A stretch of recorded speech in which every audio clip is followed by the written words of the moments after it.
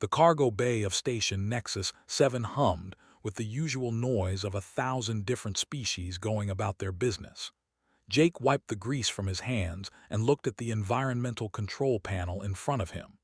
The oxygen mix was off again in Sector 12. It was always something on this station. 20 years of constant use meant everything needed fixing at least twice a week.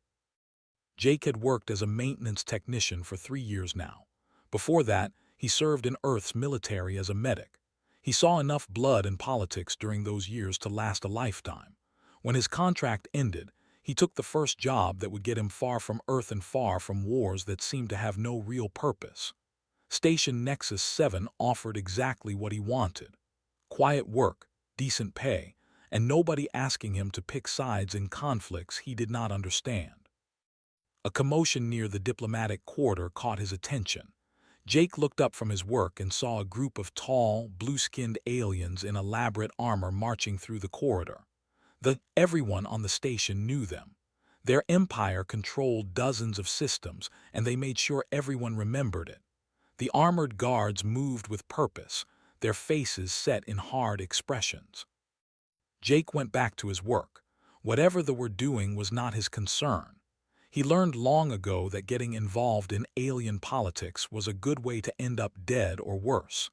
The environmental system beeped, showing the oxygen levels had stabilized. He gathered his tools and prepared to move to the next repair job.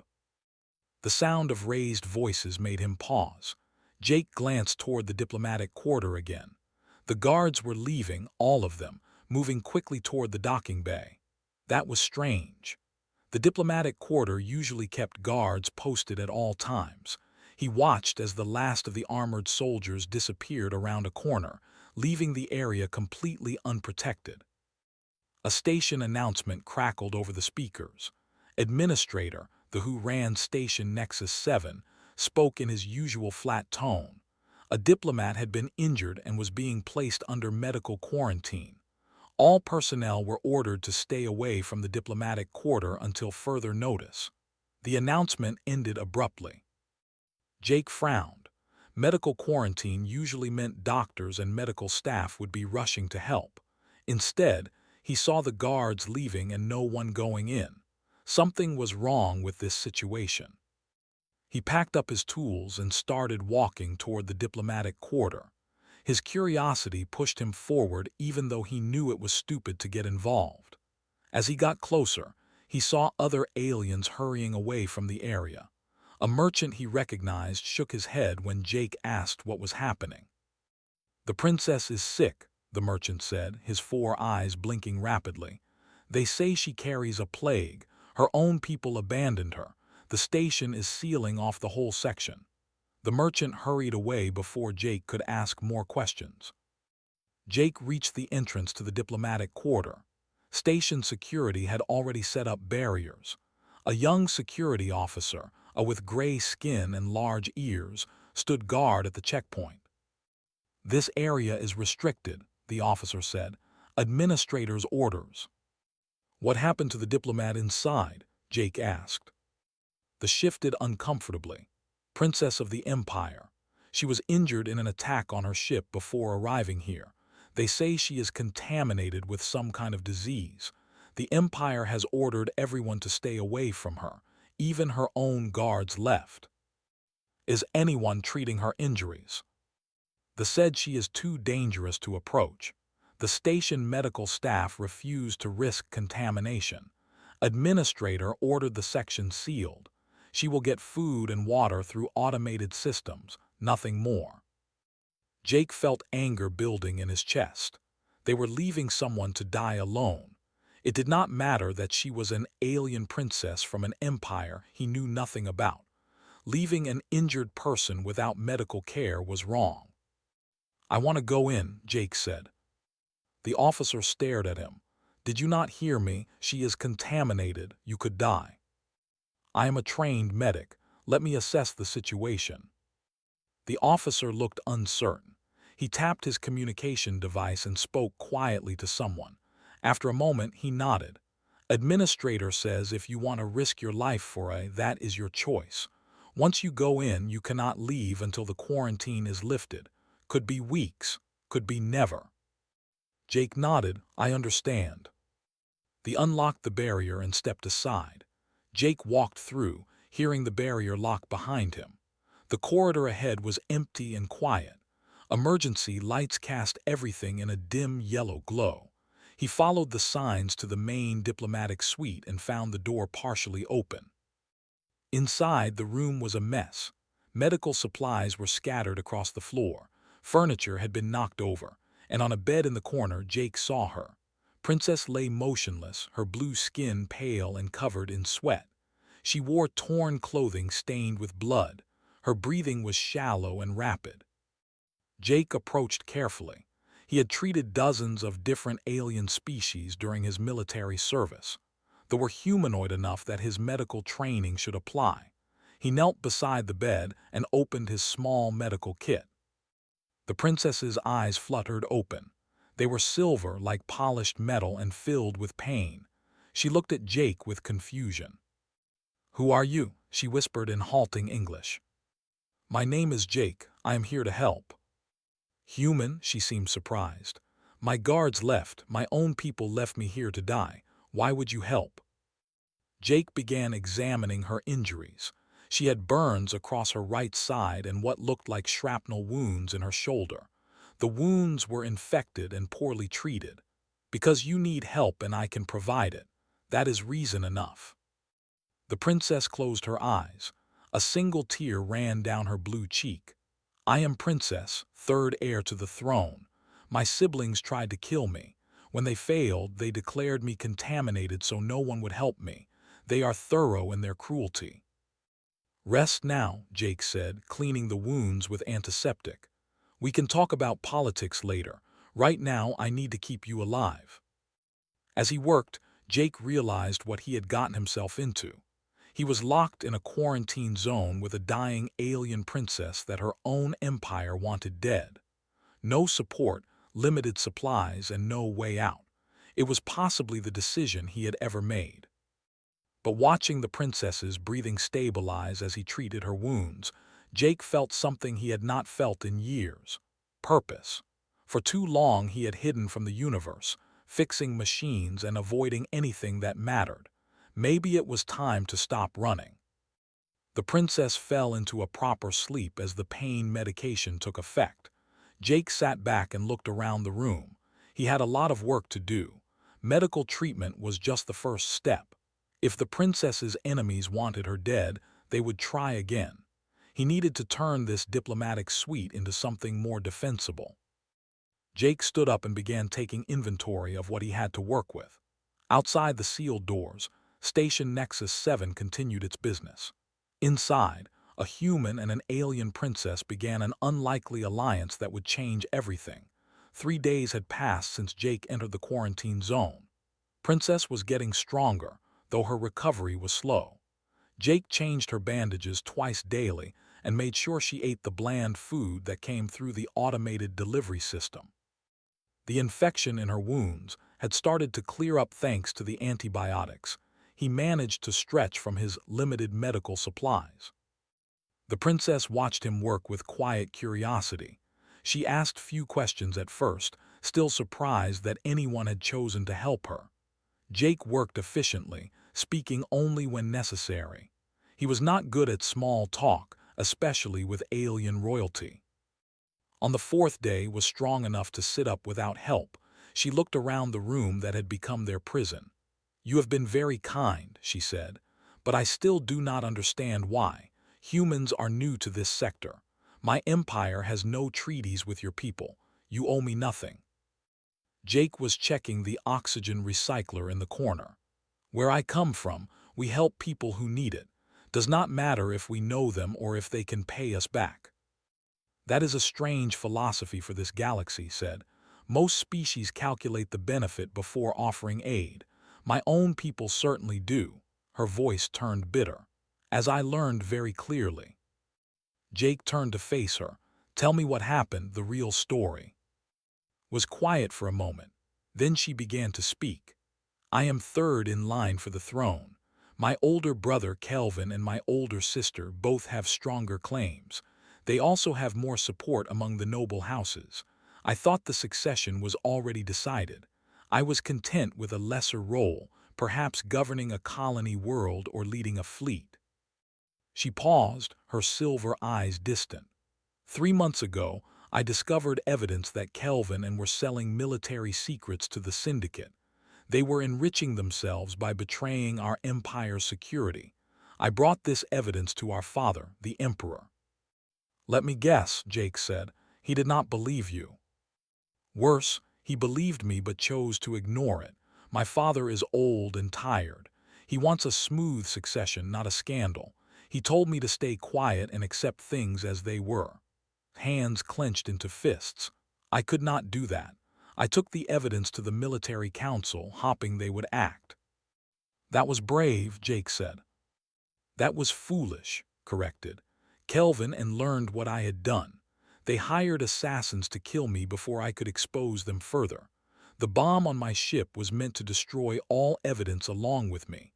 I survived only because my personal guard pushed me into an escape pod at the last moment. He died saving my life. Jake sat down in a chair across from her. And the contamination story. A lie, a clever one, touched the bandages on her shoulder. The assassins used a weapon that released a pathogen. It made me sick, but it is not as dangerous as they claimed. The disease can only spread through direct blood contact, and my immune system is already fighting it off. But they declared it a plague and ordered everyone to abandon me.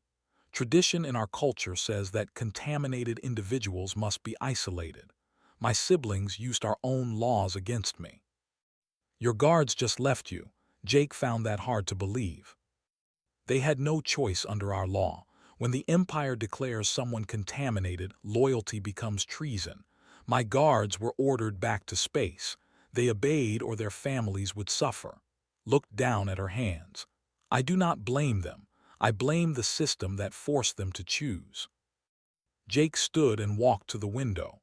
Outside, he could see the station going about its business. Ships docked and departed. Aliens of 100 different species traded and argued and lived their lives. None of them cared about one dying princess. I looked up the medical data on your pathogen, Jake said. You were right. It is not that dangerous. I accessed the station's database through a maintenance terminal. The information is all there if anyone bothered to check. Administrator knows the truth. Of course he does, said, but acknowledging the truth would force him to act. Easier to let me die quietly and avoid trouble with the Empire. Jake turned back to her. That is what I thought too, which means we have another problem. What problem? If your siblings wanted you dead and the first attempt failed, they will try again. This quarantine zone is not secure. Anyone with enough money could bribe their way in or simply break through. You are a sitting target here. Nodded slowly. I have been thinking the same thing.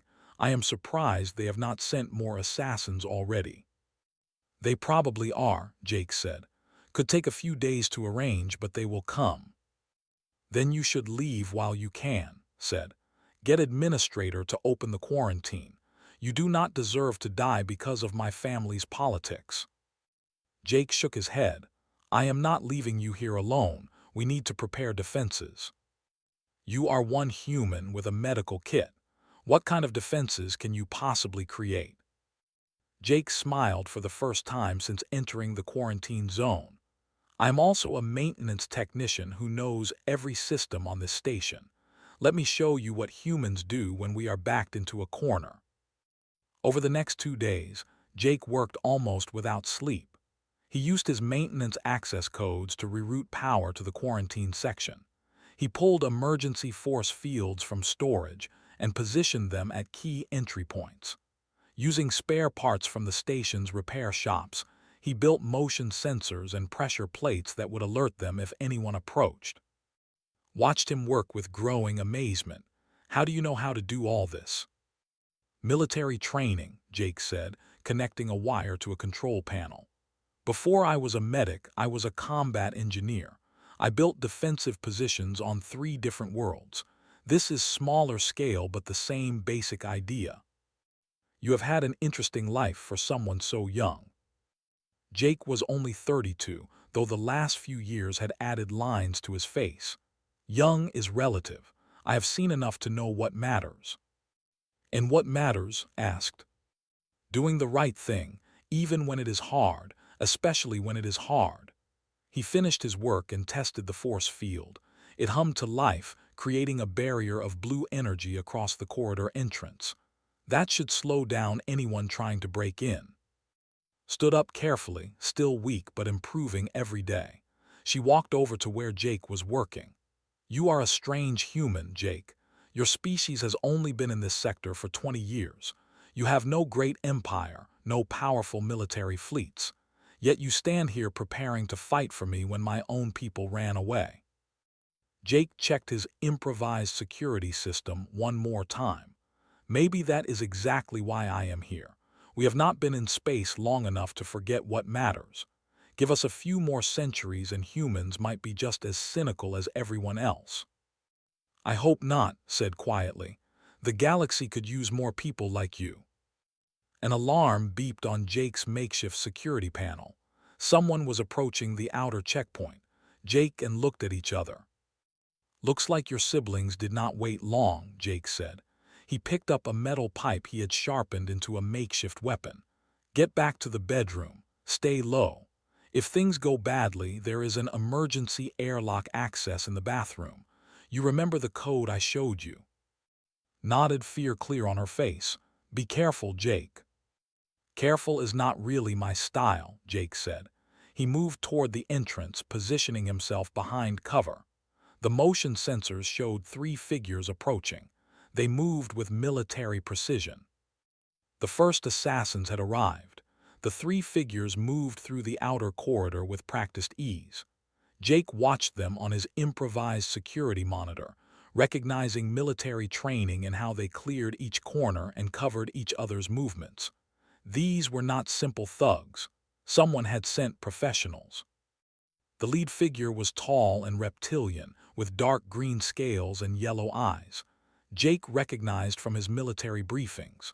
The syndicate was famous for its mercenaries. The other 2 were shorter, armored in black combat gear that hid their species. All 3 carried energy weapons. Jake's hands tightened on his metal pipe. A pipe against military-grade weapons. Not great odds, but he had worked with worse. He keyed his communication device to the bedroom where was hiding. 3 hostiles, professional grade. Stay quiet no matter what you hear. His voice came back, shaking slightly. Jake, you cannot fight them alone. Watch me. The mercenaries reached the first checkpoint.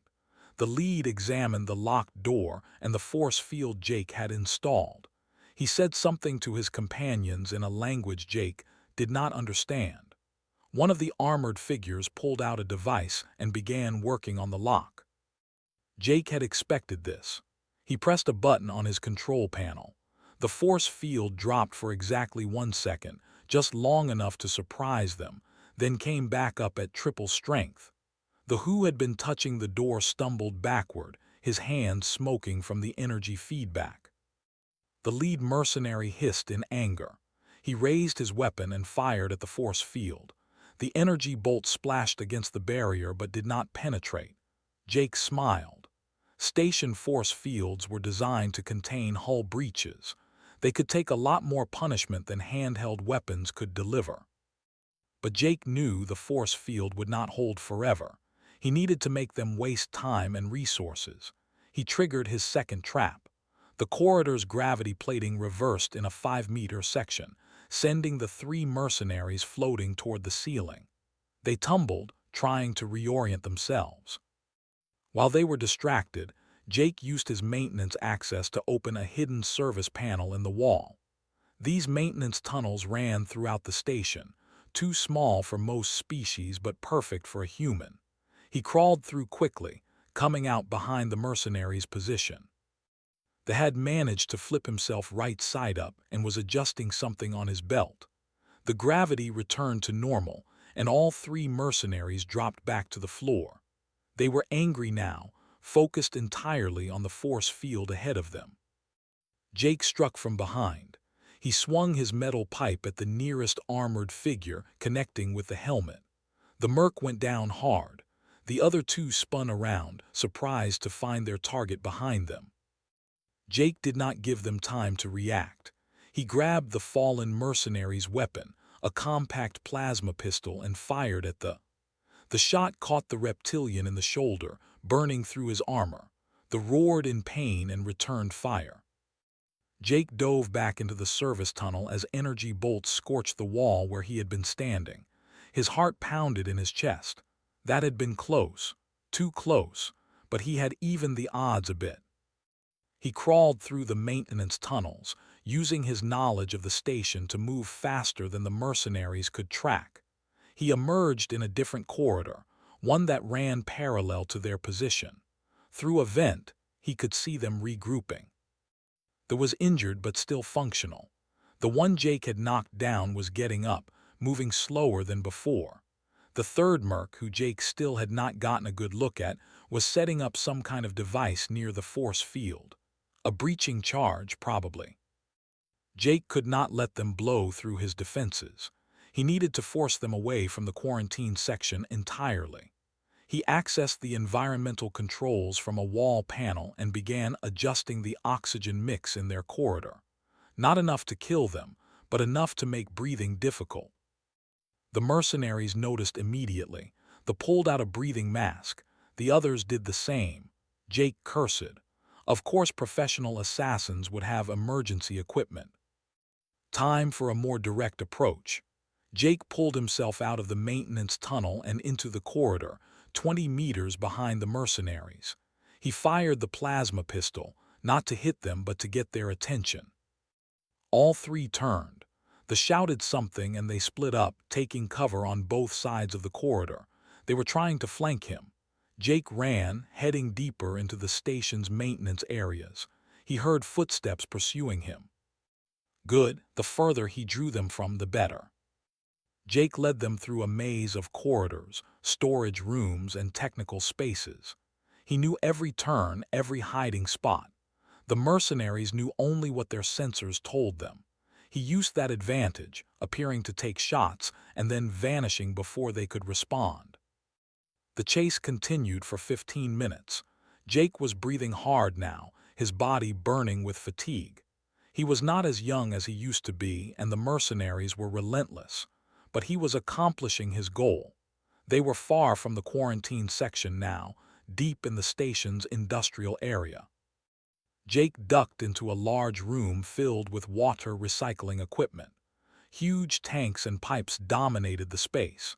He could hear the mercenaries entering behind him, spreading out to search the room. "Human," they called out in accented English. "You are making this harder than it needs to be.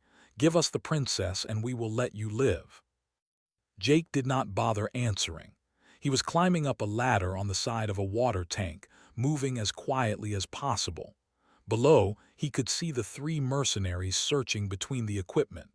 They were being careful now, having learned to respect his tricks.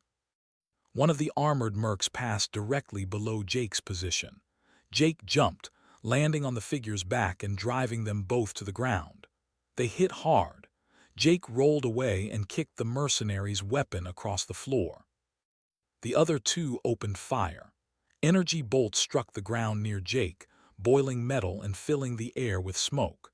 Jake grabbed the fallen mercenary and used them as cover, dragging them behind a large pipe. He and his remaining partner advanced carefully. Jake could hear them communicating in their own language, coordinating their approach.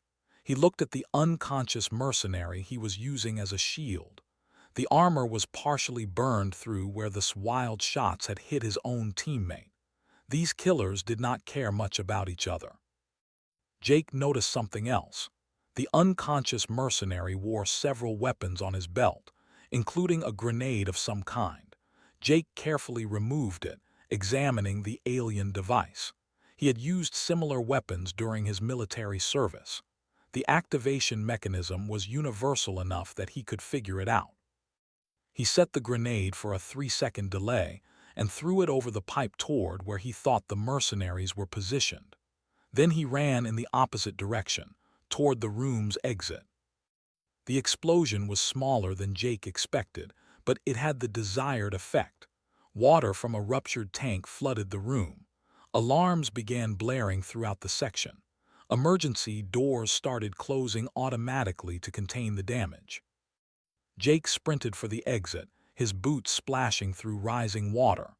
Behind him, he could hear cursing in multiple languages.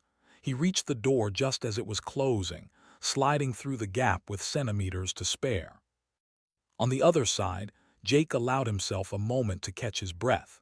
His improvised plan had worked. The mercenaries were trapped in the flooded room. Station security would have to respond to the damage alarm. Even if the mercs escaped the water room, they would face questions about why they were in a restricted area during a crisis. Jake started back toward the quarantine section, moving quickly but carefully. He had won this round, but he was exhausted and injured. He had not noticed during the fighting, but his left arm was burned where an energy bolt had grazed him. The pain was starting to register now that the adrenaline was fading. When he finally reached the quarantine section, was waiting at the force field entrance. Her silver eyes went wide when she saw the state he was in. "Jake, what happened?" "Convinced 3 mercenaries that killing you was not worth the trouble," he said, deactivating the force field and stumbling inside. "At least for today." Caught him as he nearly fell. For someone who had been bedridden a week ago, she was surprisingly strong. She helped him to a chair and immediately began examining his injuries with the medical knowledge he had taught her. "You are insane," she said, her hands shaking as she cleaned his burn wound. "You could have been killed." "But I was not," Jake said. He was too tired to argue. "And neither were you. That is what matters." "Why?" demanded, her voice breaking. "Why do you keep risking your life for me? I am nothing to you, a stranger from a species you barely know." Jake looked at her, seeing the genuine confusion in her alien features. "Because somebody has to do the right thing. If not me, then who?" Had no answer for that. She finished bandaging his arm in silence, tears running down her blue cheeks. Outside the quarantine section, station security rushed to contain the water damage in the industrial sector. 3 mercenaries explained to annoyed security officers that they had nothing to do with the explosion. And in the diplomatic suite, a human and an alien princess sat together in the dim light, both understanding that this was only the beginning. News of the fight spread through Station Nexus 7 faster than Jake had expected. The station's rumor network was efficient, and the story of a human fighting off professional mercenaries to protect an abandoned princess became the talk of every bar and trading post. Jake spent the next 2 days recovering from his injuries while continued her own recovery. The burn on his arm was healing thanks to the medical supplies he had, but his body ached from the fighting. He was not as young as he used to be, and every year showed when he tried to move too quickly. On the 3rd day after the fight, something unexpected happened. A package arrived through the automated delivery system. Jake opened it carefully, expecting a trap. Instead, he found medical supplies, food packages with actual flavor, and a note written in simple English. "Heard what you did. Proud to call you a fellow human. More supplies coming. Stay strong. Bait Collins, Doc 7." Jake showed the note too. She looked at it with wonder. "You have friends helping you." "Did not know I did," Jake admitted, "but I guess word got out." More packages arrived over the next few days. Bait Collins sent 3 more shipments of supplies. Another human, Tors, who worked as an engineer in the station's power core, managed to send spare parts that Jake could use to improve his security systems. A third human, who ran a small restaurant, sent prepared meals that were actually edible. "Your species takes care of its own," observed, eating real food for the first time in weeks. "We look out for each other," Jake said, "especially when we are far from home." But the support was not limited to humans. On the 5th day, A merchant Jake had met briefly months ago managed to hack the communication system and send a message directly to the quarantine section. Human Jake, I am. You once fixed the environmental controls in my shop when administrator refused to send station maintenance. I do not forget debts. If you need supplies or information, send word through the maintenance channel.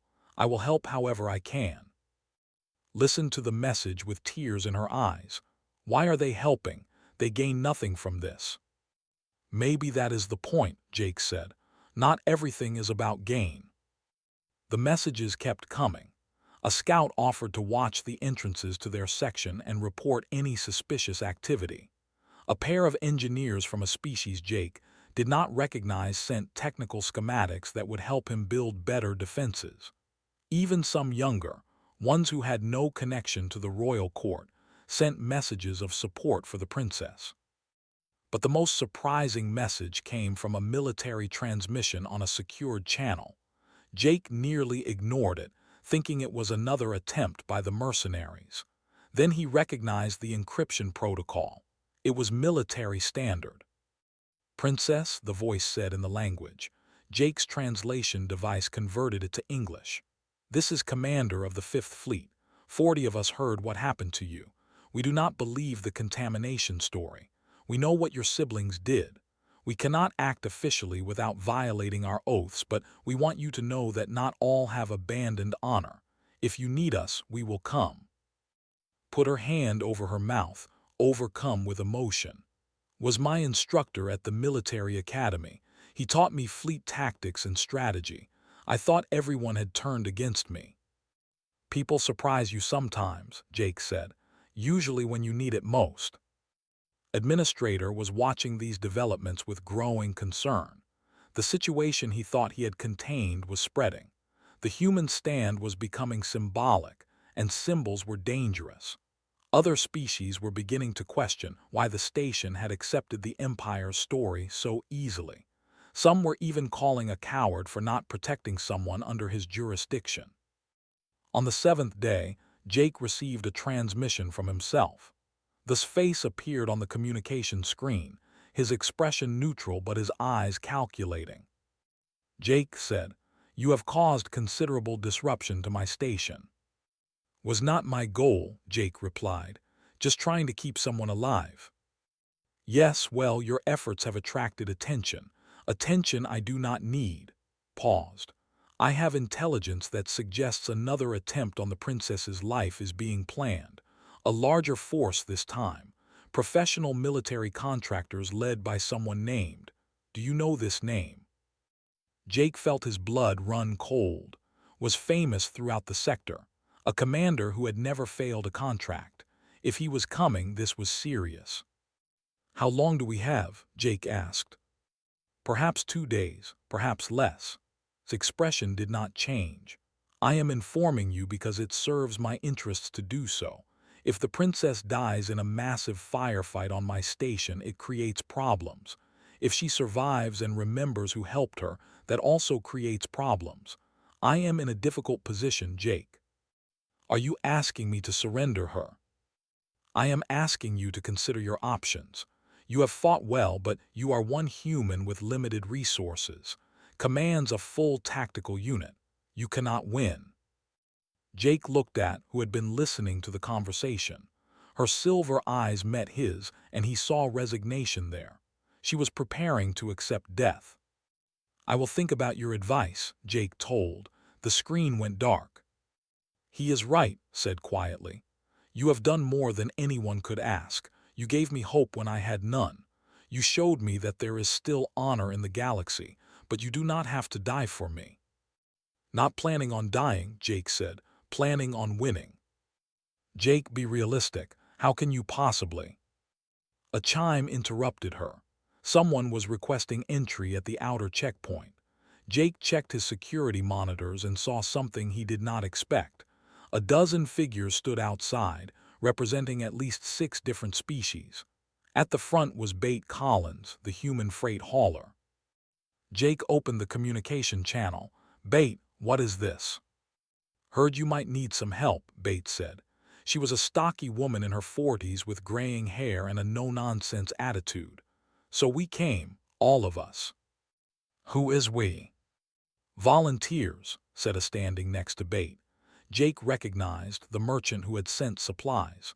We are tired of watching bad things happen because everyone is too scared to act. The humans showed us that one person can make a difference. We want to be those people too.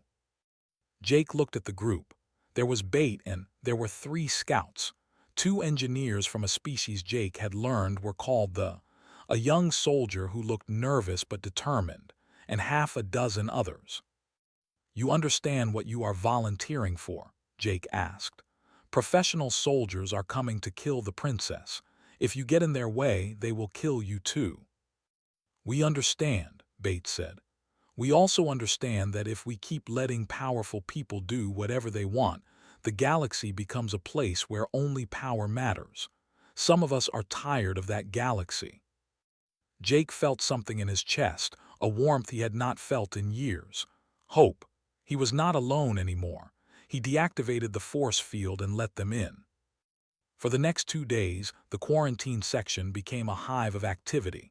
The volunteers brought more supplies, better weapons, and most importantly, skills. Bait had combat experience from a corporate war, new security systems. The scouts could move silently and set up perfect ambush positions. The engineers were brilliant with technology.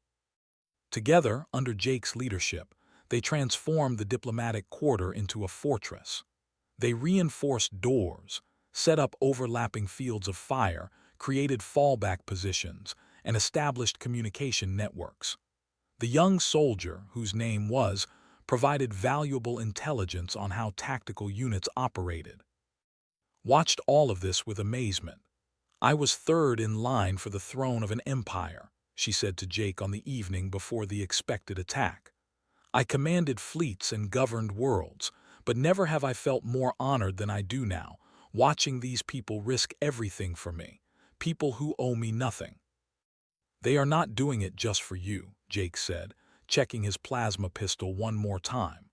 They are doing it because it is right, because someone has to stand up and say that honor matters more than politics, that protecting the weak is more important than pleasing the powerful. You became a symbol of that idea. Then I must be worthy of that symbol, said.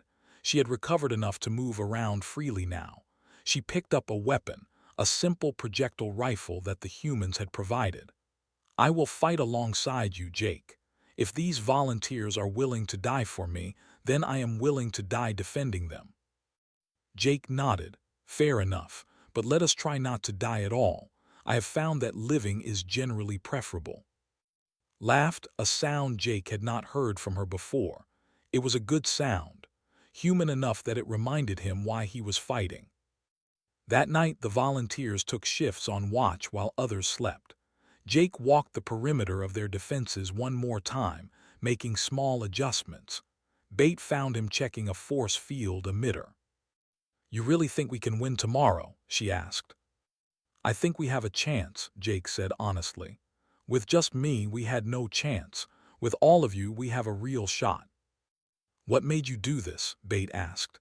Everyone else walked away. You walked toward the problem. Why?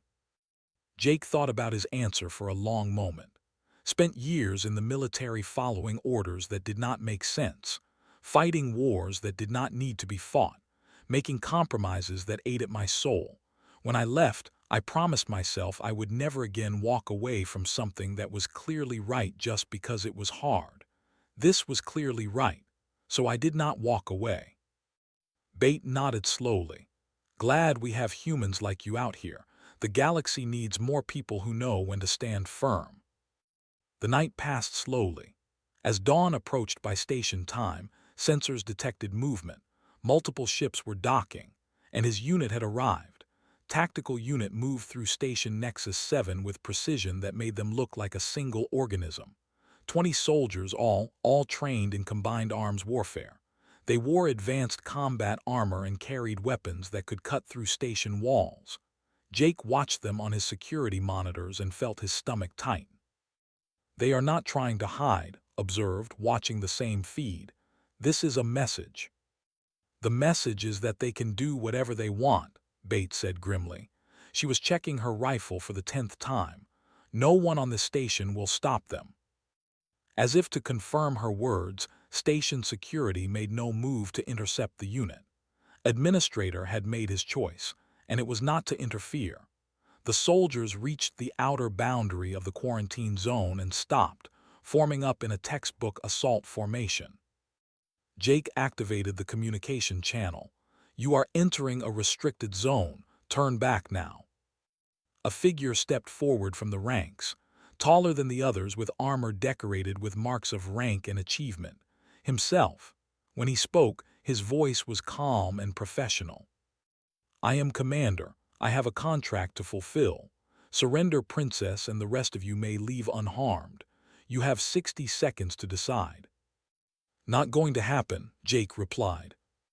"Then you choose death," said without emotion. "I respect courage, even foolish courage, but it will not save you." The communication cut off.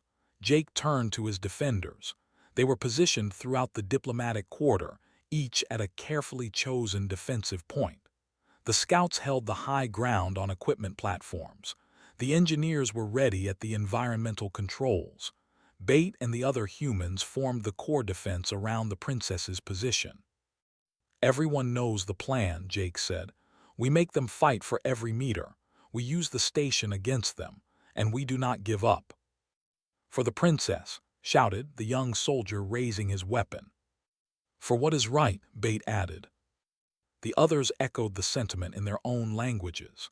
A dozen species, united by a simple idea that doing right mattered more than fear or profit. The assault began with brutal efficiency. Breaching charges blew through the first set of doors. Soldiers poured in, their weapons firing in controlled bursts, but they immediately encountered the layered defenses Jake had prepared. Force fields activated, channeling the attackers into kill zones where the defenders had clear firing angles. The first to push through took fire from 3 directions. His shields held, but he was forced back. The soldier behind him was not as lucky. A shot from his heavy weapon punched through the armor and went down. Adapted quickly, splitting his force to probe for weaknesses. He sent 5 soldiers down the left corridor while the main force pressed the center. The scouts, positioned in the maintenance shafts, ambushed the left flanking force. They dropped from above, their needle rifles finding gaps in the armor. 2 more attackers fell before they adjusted their shield coverage. But those precious seconds allowed Jake's group to fall back to the second defensive line, a corridor junction where they had set up interlocking fields of fire. The battle became a grinding fight of attrition. They had superior equipment and training, but the defenders had motivation and knowledge of the terrain. Every time the attackers advanced, they paid for it in blood and time. Jake moved between positions, directing fire and coordinating fallbacks when necessary. He was not the best shot or the strongest fighter, but he understood how to read a battle and how to maximize his limited resources. The defenders fought as a unit, covering each other and following his commands without hesitation. An hour into the fight, they had only advanced 50 meters into the defensive zone. They had lost 6 soldiers, but the defenders had lost 3 as well. 1 scout, 1 engineer, and a human volunteer named Greg who had been a dockworker. Each loss hurt Jake like a physical wound. Called another halt. Through the smoke and damaged equipment, Jake could see the commander evaluating the situation. This was not going as planned for him. The contract said the princess would be isolated and vulnerable. Instead, he was facing an organized defense that was bleeding his unit with every advance. His voice came over the communication channel again. "You are a soldier. You understand the mathematics. You cannot win. Every minute you continue this fight, more of your people die. Surrender now and I will allow the survivors to leave." Jake was bleeding from a shrapnel wound in his side. His armor, improvised from station materials, was barely holding together, but he was not ready to give up. "The princess stays with us. That is not negotiable." "Then you are all dead," said and cut the channel. The assault resumed with renewed intensity. They pushed forward on all three corridors simultaneously, forcing the defenders to split their attention. Jake realized was probing for the weakest point in their defense. That weak point turned out to be the right corridor, where only and two other defenders held the line. The concentrated fire there, overwhelming their shields, went down, injured but alive. The other two defenders were forced to fall back or be overrun. The right flank was collapsing. If it fell completely, they would be able to flank the entire defensive position. Jake made a decision. He grabbed bait and, "With me, we hold the right corridor or we lose everything." The three of them ran through smoke and debris to the failing position. They were advancing, their point man only 20 meters from breaking through. Jake dropped to one knee and fired his plasma pistol, forcing the soldier back. Bait and added their fire, creating a wall of energy that the attackers could not easily cross. But they were exposed. Return fire from the struck all around them. Jake felt a hit to his shoulder, the energy partially absorbed by his improvised armor, but enough still getting through to burn his skin. He gritted his teeth against the pain and kept firing. This was the moment Jake realized. Either they held here or they lost. No fallback positions left, no clever tricks remaining, just determination and will. "Hold," he shouted to Bait, "and do not give them 1 centimeter." They held. For 10 minutes that felt like hours, the three of them absorbed the worst they could throw at them. Jake's weapon overheated. He grabbed a fallen rifle and kept firing. Bait took a hit to her leg and kept fighting from the ground. Shields failed and he used an equipment platform as cover, refusing to retreat. And somehow, impossibly, the advance slowed. They were taking casualties now, their relentless push meeting equally relentless defense. Jake saw himself moving forward, clearly frustrated that his professional soldiers could not overcome determined amateurs. The commander raised his weapon at Jake. This was it, Jake thought. He had no cover, no shields, and no energy left to dodge. He brought up his own rifle, knowing he was too slow. Then jerked backward. A shot from somewhere behind Jake had hit the commander's shoulder joint, finding the gap in his armor. Stumbled and his shot went wide. Jake turned and saw standing in the corridor behind him, a rifle in her hands. The princess was supposed to be in the protected rear position. She had ignored that order and come to help. "I will not let them kill you, Jake," she said simply.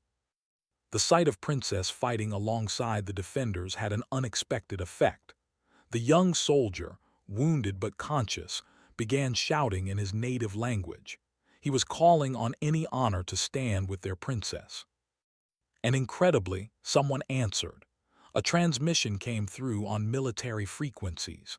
Commander, the officer who had sent support earlier, was bringing his forces. They would arrive in 10 minutes. More than that, the battle was being broadcast, had secretly activated his shop's security cameras and was streaming the fight to the entire station. Thousands of aliens were watching humans and others fight to protect an abandoned princess. Watching Jake, bleeding and exhausted, refused to give up. Administrator, watching from his office, realized he had badly miscalculated. Public sentiment on the station was shifting. People were angry that station security had done nothing. Some were even calling for his removal. If the princess died now, after this display of courage, there would be consequences. Made a decision. He ordered station security to move in, not to help but to separate the combatants and enforce station law. His voice came over every speaker in the section. "This battle is over. Commander, you are in violation of station regulations regarding unauthorized use of weapons. Surrender your unit immediately or face permanent ban from all neutral stations." It was a face-saving excuse, but it worked. Was a professional who understood when a contract had become more trouble than it was worth. He had lost too many soldiers and gained too much negative attention. The princess had become more valuable alive as a symbol than dead as a target. Contract terminated, announced to his remaining soldiers. They in good order, professional to the end. The defenders waited until they were completely gone before allowing themselves to relax. Then, one by one, they began to collapse from exhaustion and injury. Medical teams that administrator had finally authorized rushed in to treat the wounded.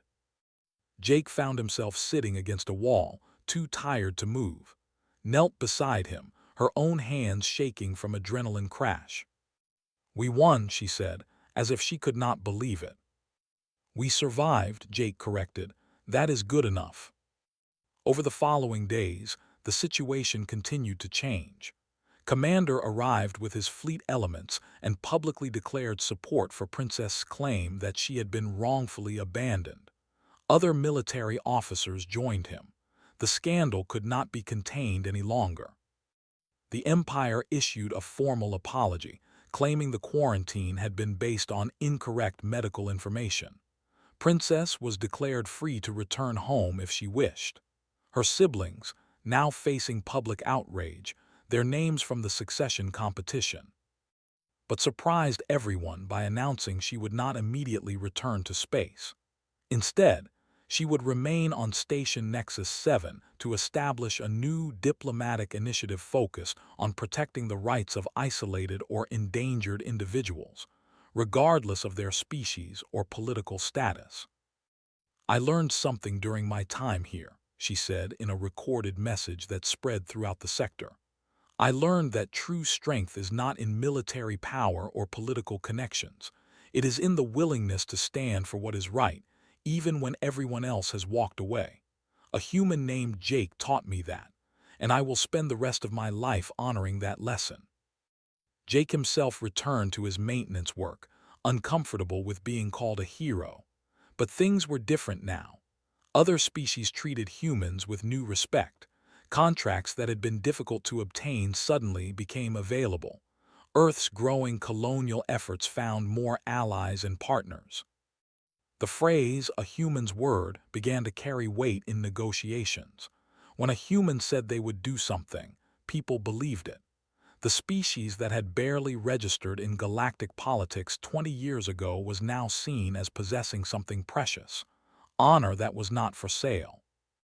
Bate Collins started a small organization of volunteers who would respond to situations where people needed protection that their own governments would not provide. She called it STAND, despite Jake's objections. Within a year, it had chapters on 15 different stations. As for Jake, and they remained close friends. She consulted with him regularly on her diplomatic initiative. He provided perspective from someone who had no political ambitions and just wanted to do the right thing. One evening, they stood together on an observation deck, watching ships come and go from Station Nexus 7. "Do you ever regret it?" asked. "Walking into that quarantine zone changed your life completely." Jake thought about it. "I regret the good people who died helping us. I regret that it took a battle to make people do what should have been done from the start. But do I regret helping you? No. That was the easiest decision I ever made." "Why was it easy?" "Because when I saw someone in trouble and everyone else walking away, there was only one choice I could live with. Everything else was just details." Nodded slowly. "Your species is going to do well in this galaxy, Jake, because you understand something that many older civilizations have forgotten. Power without principle is just tyranny, and sometimes one person standing firm matters more than entire fleets." They stood in comfortable silence, watching the stars. Behind them, Station Nexus 7 continued its endless cycle of commerce and life. But something had changed. The station that had let a princess die alone was gone. In its place was a station where people remembered that courage mattered, that honor was not dead, and that sometimes the most important thing a person could do was simply refuse to walk away. And in a dozen languages on 100 different worlds, beings told the story of a human who stood firm when everyone else ran. The story of Jake, who proved that doing the right thing was always worth it, even against impossible odds. especially against impossible odds. Because that was what humans did.